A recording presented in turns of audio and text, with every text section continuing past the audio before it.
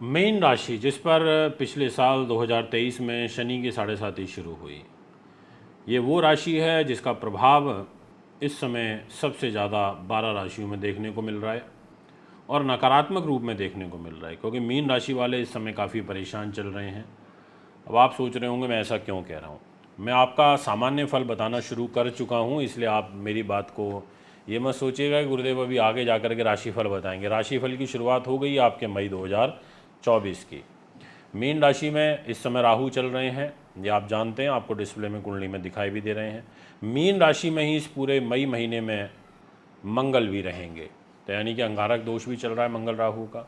और इस मीन राशि पर ही ये जो सूर्य ग्रहण लगा था उसका प्रभाव भी मीन राशि पे सबसे ज़्यादा पड़ा था, रेवती नक्षत्र पर।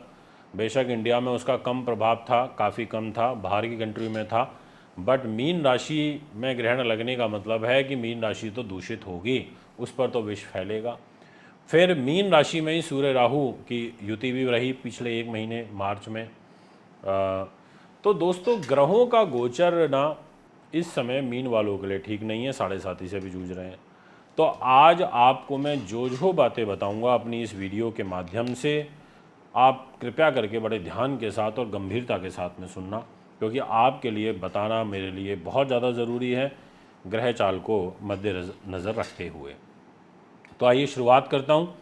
और सामान्य फल के दृष्टिकोण से ये कहना चाहूँगा कि इस पूरे महीने आपके ऊपर एक मानसिक रूप से दबाव बना रहेगा। मानसिक दबाव से मतलब आप समझते ही होंगे कि आपको एक तो अच्छा फील कम होगा, शरीर पे भारीपन रहेगा, सर ऐसा लगेगा जैसे किसी ने दबा रखा हो, ऐसा लगेगा जैसे सर पे बड़ा दबाव पड़ रहा है, मांसपेशियों में दर्द रहेगा। अगर आपको बीपी की शिकायत चल रही है तो आपका बीपी हाई होगा।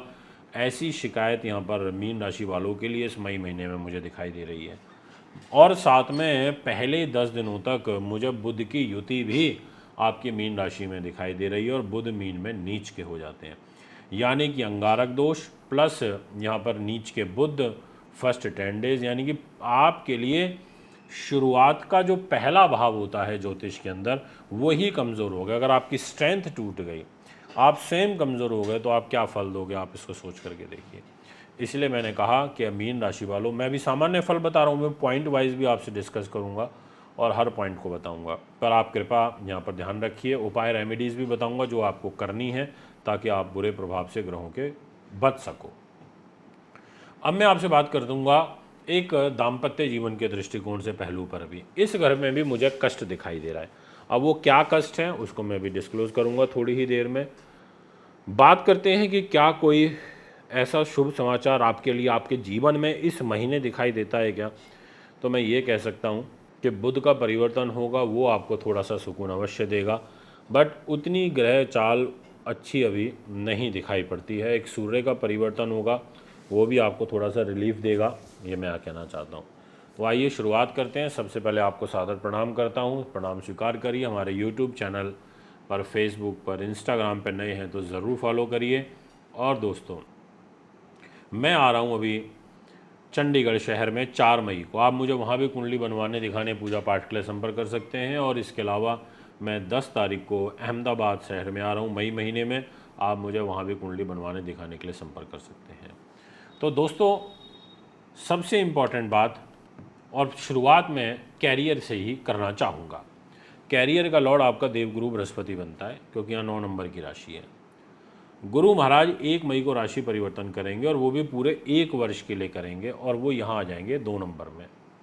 अगर कैरियर का लॉर्ड वृष राशि में यानी कि 3rd हाउस में आ जाए, तो ऐसे जातक अपने मेहनत से और अपने हाथों से, जितने भी लोगों का कला का काम है, हाथों का ज़्यादा यूज़ होता है, जैसे हस्तकला का, शिल्प कला का, वास्तुकार हैं, मूर्ति बनाते हैं, प्लम्बरिंग का काम है, इलेक्ट्रिशियन का काम, मतलब जिनमें आपके हाथ का कांस्टेंट वर्क रहता है, ऐसे तमाम लोगों के लिए बहुत अच्छे शुभ योग हैं इस मई महीने में।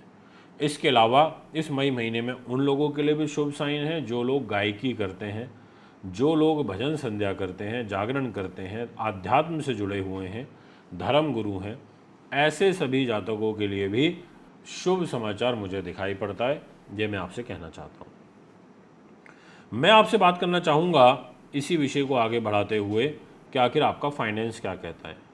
पैसा तो आपका मंगल के पास है और मंगल अपनी राशि से 12वें में है। पैसा आपको आएगा फर्स्ट 14 डेज, ये मैं आपको आश्वस्त कर सकता हूँ। बट पैसा जितना आएगा उससे ज़्यादा आपका खर्च होगा। अगर 10,000 रुपये की इनकम है तो 15,000 रुपये खर्च हो जाएंगे। ऐसा ग्रह योग यहाँ पर एक बन रहा है। इस बात को ध्यान रखते हुए चलना होगा, क्योंकि द्वादश मंगल धन की हानि करते हैं और व्यर्थ की हानि करते हैं। आपको गलत संगति से, गलत लोगों से बचाव रखना पड़ेगा।